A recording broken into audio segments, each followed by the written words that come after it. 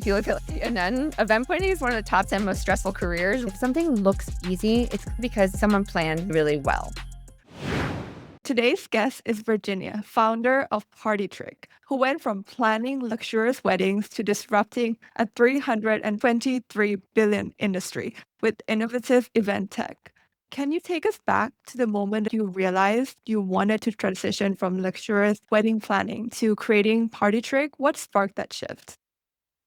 I've always been passionate about creating meaningful experiences, whether that was one of these insane, over the top, luxurious experiences or just a Tuesday night dinner in someone's backyard. And for years, as I was running these crazy events, over $100 million worth of events for high profile clients, but I saw inefficiency and the manual process with events, even if it's just planning a kid's birthday party. And for those who don't have the resources to hire a planner and or probably shouldn't, for like those kids' birthday parties, why isn't there an easy way? And so I thought, why isn't there an operating system for this? Why can't someone tell me what to do, when to do it, how to do it? Therefore, Partytrick was born and I built it. And it's this platform. It's content rich. It's a project management tool with all the things that you need in one spot. So it takes what planners do behind the scenes and makes it accessible, scalable, and easy for anyone to do. If I wanted to plan a birthday party, could I use this as well? Partytrick is built for what I call the secret event planner. So that's for the everyday person, for you, for me, for my mom, my cousin. You go onto it and we have blueprints, like event template. Think of the templates you go onto and find on Canva. And it gives you the framework and even all the product suggestions and playlist suggestions.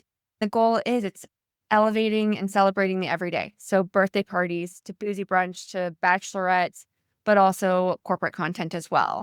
So we've got templates for almost anything, but yeah, it could be a movie night or a game night at home with friends. That's awesome. People think we should know what we're doing. It's almost like you should be a great hostess, just like you should have a beautiful home. But Yeah. those skills don't come naturally to everyone. So it's nice to have a little trick that makes it easy so you can actually enjoy what matters, which is spending time with people and not worrying about every detail. What was the most significant challenge moving from a service-based business to a tech startup?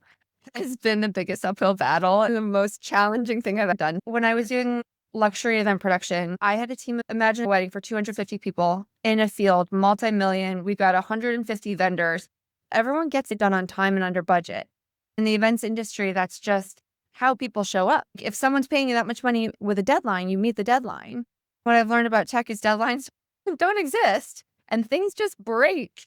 I didn't know about power or how to lay a firm foundation for a tent. You can learn how to do anything and manage people. It's about organizing the chaos. One of the biggest challenges is understanding how different types of people work. It's going from high-touch service with like-minded people to building something that needs to stand up on its own and is realistically, I don't know, a CTO once told me, tech is like a baby. It's going to fall apart, cry, and then do this. It was weird, but it's true. It's not as simple. I think as a non-technical founder, we just are like, go build this and it works. It's fast. And it doesn't work that way. It was a big learning curve of curiosity and learning enough to be dangerous, but not getting your hands in was interesting. Not having that technical background, you learn the language, speak it as quickly as possible without having missteps that get incredibly costly. Software is never finished. Never. And that's like my non-technical friends are like, you build it and it just sits. No, it doesn't. Over half of our organization is technical and there are our engineering developers. And my friends who are not in the space don't understand that. Most of my friends are in finance, luxury service, or fashion. You don't see it till you're in it, but that's every industry. People always assume that apps don't break, but then when it does, they get really annoyed. But when it doesn't, oh, okay, nothing is wrong. So it's like, it's normal. But normal takes a lot of work behind the scenes. It's funny, in the event tech space, there is an app that popped up on Reddit. And it's, oh my God, this site is down. They manage RSVPs and people are freaking out. It had been down for an hour. It's an RSVP. I have a little perspective, but they're like, is the site broken? Am I not going to be able to do this? We've relied so heavily on tech and you just assume, like people assume that it's not going to break. It does. And some of it's incredibly important. And for a lot in the event space, it feels very important, but it's good to have that perspective sometimes. Definitely. Can you share a story that illustrates how Partytrick has fostered genuine connections?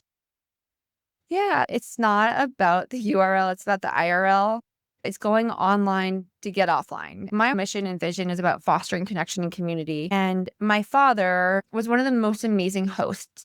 He was so good, whether it was a barbecue and there's burgers or steak and caviar, about being present to actually engage and enjoy the people brought together. That's what the experience is about. It's about how you experience it. And the way that Partytrick works, our goal is to automate as many things so you can truly be present, because your presence and people actually being engaged with one another, that's how you foster that connection. It's really how you foster community. I think we've all been in that room with a hostess who's running around manic. You're like, okay, you need 4 drinks to calm down now. Those aren't enjoyable experiences. You don't foster community. Our goal, and what I found when people use Partytrick, they're able to have that peace of mind. We're selling confidence and peace of mind. They know it's going to look good. They know it's going to run smoothly. They know that they can actually enjoy their friends and community that's there and have these recurring experiences. Sometimes the hurdle to planning can be so big for many people that they don't do it. Community is about that repetitive, like, recurrence. You can't have one party and think you foster community. You foster connection. But I live, and this is a little bit of a ramble, but I live between 3 places, New York and then 2 places in Colorado. I'm a big runner. I love when I'm in New York City, which is where I am right now, to go to these running experience, like run clubs. But I don't go enough to actually foster a real community there. And it's one of those things that when you think about events, throwing one party doesn't foster community, the repetitive nature of it. So how do you ease the lift to foster community through experience after experience? Doesn't need to be fancy. It's like just showing up and doing it. And if we can encourage businesses, brands, and individuals to create that repetitive recurrence of, hey, it's Friday night supper club or Sunday brunch, and it doesn't take as much time. If we can save that 10 to 40 hours per experience planning, that's more time like back to work. It's more time actually engaged with people. And so for me, that's really about, like, we can drive what we want, which is ultimately driving community further. It takes a lot of effort, especially as you grow older, to get everyone together and you have less time. Having Totally. this would help motivate you to create and foster that community that you want. I was with a founder friend this morning. She has a wine company, Series A wine company, and they do a lot with their brand ambassadors and they do a lot with community, because a lot of emerging brands, you can go spend money on advertising. Great. But you don't actually build community through that. You build some maybe brand awareness, and they claim you can measure it, but obviously metrics are always fun everywhere. But with her, we were talking about how they're building a community around the brand and building these experiences. And so we have a blueprint for this company, and like of how to build happy hours and wine tasting experiences and picnics that incorporate their wine. It's part of brand building as well, and not just in the pure business sense. It is actually, I think, it's a feel good, because you're getting people to share. A lot of like entrepreneurs, like, we build stuff because we're passionate about solving problems and sharing our product, our tech, etc., with the world. And a lot of times the best way to do that is you get these brand evangelists, and that's really community driven, and that's through experience. Definitely. So, reflecting on your journey, how has your background in event planning influenced your approach to building Partytrick? It's the details that make the magic. Luxury event planning taught me people don't remember everything. They remember how you make them feel. Those details spark moments of delight that elevate a ceiling. That's how you remember. They're not going to remember that the food was good enough. Those little surprise and delight moments. And so that principle has really showed up in our work, and we want to find surprise and delight moments within our tech as well. So it's standard, right? And like most technology is like not that exciting. So we want to bring those moments of magic within our experience. Some are there, some are in our pipeline. It's about the grit and the grace, having grace for things are really hard, and we're trying our best and everyone's trying their best. And then we're gritty and we persist through it. And event planners are problem solvers day in, day out. And you learn to anticipate chaos and have plans A through Z. And that experience has been incredibly invaluable in startup life. Nothing goes as planned. I think everyone who's tried to start a company or has started one too numerous, nothing goes as planned. And that's really like, how can you be persistent and gritty? But how do you give yourself grace at the end so that you can keep pushing forward? I think those have really helped shine through. It's about the magic and details, but also pushing through and giving grace when it doesn't work. Definitely important balance, grit and grace. Because if you don't have grace, you can't move forward. You need that for resilience. Completely. What's one feature in your software that has that? Which do you like best? My favorite, and this comes from when I was planning these events, I would set alarms on my phone all day, labeled 10 minutes until bride arrival, 10 minutes till guests sit down. The whole thing would be pinging all day. I'd have like 45 alarms because I would lose my notebook, my watch, like Apple Watch, and or my phone would be pinging with these alarms. And what did with the first iteration of the app, and it's coming back for our consumers, when you set up an event, you get a series of like notifications of what to do, when to do it. Hey, you're 2 weeks out, you should be sending out your guest list. On the day of, I like putting little moments that make you laugh and smile because inherently when you're hosting, you're stressed. So I would put in reminders for people that automatically would get pushed or SMS to them. And it would say, no one likes a hangry host. You're 10 minutes out. Go get a snack. Little moments of humor within our, like, so the feature basically keeps you on track because it's giving you these nudges. And the messaging throughout it, when you're in that moment of stress of 10 minutes until guest arrival, how can you make that light? How can you bring some levity to it?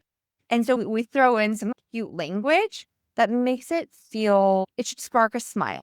So those are some moments. And then it's also reminding people, you've got these four things. How can you make these personalized? It's these content rich reminders we try to bring to those who are using the software to like, how do you incorporate something like fun and different? My favorite is the reminders that make you laugh when you're stressed out. It's small, but it makes a big difference.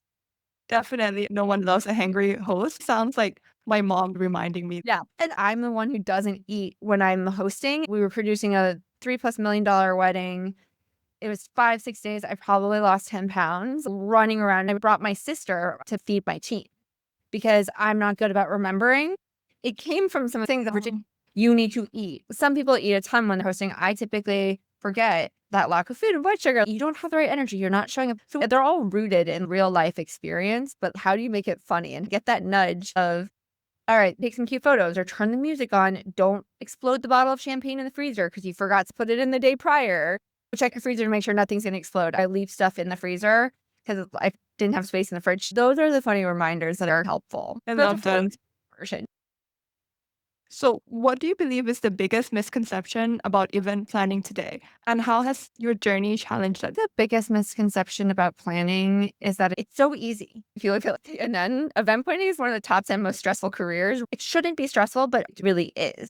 And there's a way to alleviate a lot of that. And so I look at this misconception of, okay, it's easy and make it easier because it's not. And so that's a big misconception. The second part is events are so easy. It's just the invitation. I know that's one piece of 75 that goes into even a barbecue. And so as I've been bringing Partytrick to life and as we brought it to life, we get a lot of what's the difference between Partytrick and Partiful. I'm happy to be in the same line because that's a great thing to be compared to, but incredibly different. That's an invitation platform, right? It's event marketing and ticketing, essentially free ticketing. It's a misconception in the event tech space that it's just a point solution and we're an end-to-end solution. And so that's a little bit about like us, but also a misconception about events and how we're trying to overcome it. It's not just an invitation.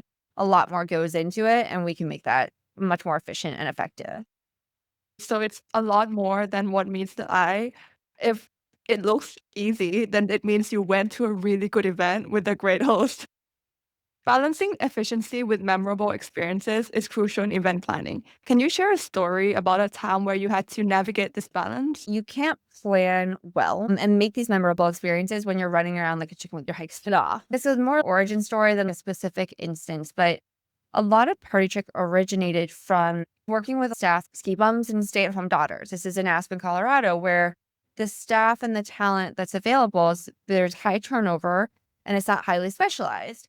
And so from an efficiency perspective, to create these experiences, we basically created we documented all of our SOPs and templates because if we could get more efficient, it allowed for that greater in-person service. It allowed for those moments of surprise and delight. And I had one team member who, when I started my second little sister company, she freaked out. She called me. She said, I can't do this. This is so much. I'm like, are you using our tools in our system?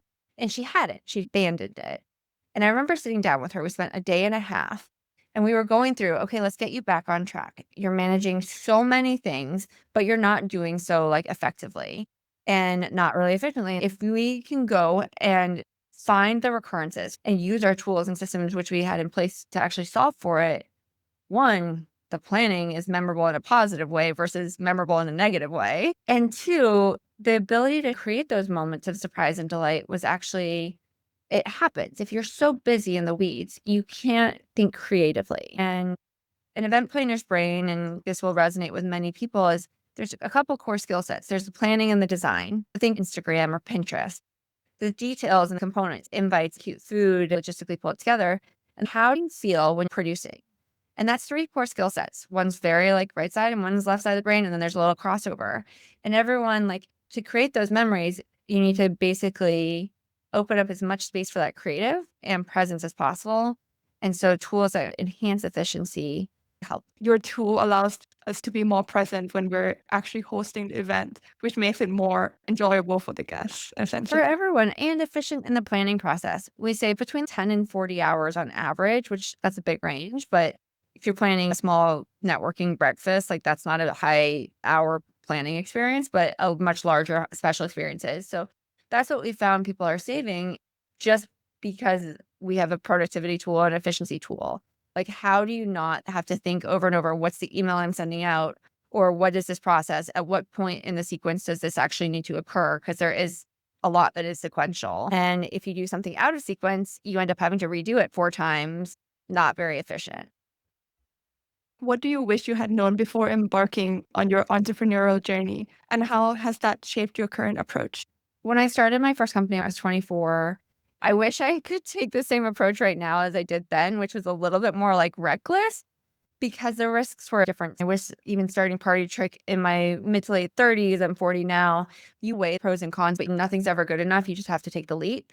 And I think that's what I did really well early. And I was with a friend the other day. She's, if I were on your board, I would tell you to push some of these products we're sitting on out. You can't let perfection get in the way of progress. If you're waiting for it to be perfect, it's never going to. So you've got to move fast. However, if you don't inspire confidence and it doesn't work, you could burn those relationships. Striking that fine balance. I wish I had pulled more of my early 20s into starting this one, but the risks are higher in different ways now. It's always about that balance. It's weighing the pros and cons all the time. I encourage people to think you should be embarrassed of what you're pushing out, even though I hate that because I'm a perfectionist. One day I will fully learn to embrace that. I'm not quite there yet. Yeah, I've had that issue as well when I started this podcast. I was like, this is not perfect, but here we are. If I waited for perfection, we wouldn't be talking. No, it's all about just jumping in and doing the thing, and you learn through it. And then you look back and you're like, what was I thinking? But you know what? You did the thing. And I think so many people I don't want anyone to look back on regret and be like, I wish I'd done that. I wish I'd started sooner. Just start today. What has been your biggest fear as a founder? And can you share a story about how you confronted it? I'm always afraid of failure. Day in, day out, it's always, what if this doesn't work? How do you confront that? And I have that a ton. And like, it's not about, for me, it's not about, I'm going to blow this meeting. Like, I know I can go into most any meeting and prep myself. Some people are like, I'm terrified to go meet with this investor or a sales pitch or what have you. Those are not fears for me. My bigger fear is, what if this doesn't work? What are the signs that right now everything points that this is working? But there's always that voice in the back of the head. Or what if I'm found out in the imposter syndrome? I do a mindset work to push through that fear, exercise, mindset work, breath work to recenter and remember, hey, look, if all signs are pointing to this, there's the objective kind of component, but then there's the subjective and how do I really feel? My biggest thing is fear of failure, which pushes me to work harder, but that's not always a good thing. Yeah, definitely having that balance and also having that counter check, whether if this is a fear or not. If you could give one piece of advice to aspiring female founders in tech, what would it be? You guys are going to hear all the lines. It's good old Nike, just do it.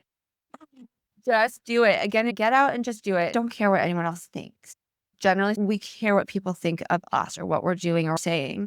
At least as women, with the contracts, I won't go out and celebrate my future growth because I'm not. My advice is strike that balance where you feel like you're living in integrity, but push yourself a little bit further. Yeah, so the more of us like push, the more inspiring we can be. I have 2 kids, an 8 and a 10-year-old. My kids push me every single day, not because they're actually pushing, but how I want to show up for them, how I want to model the world for my daughter and son.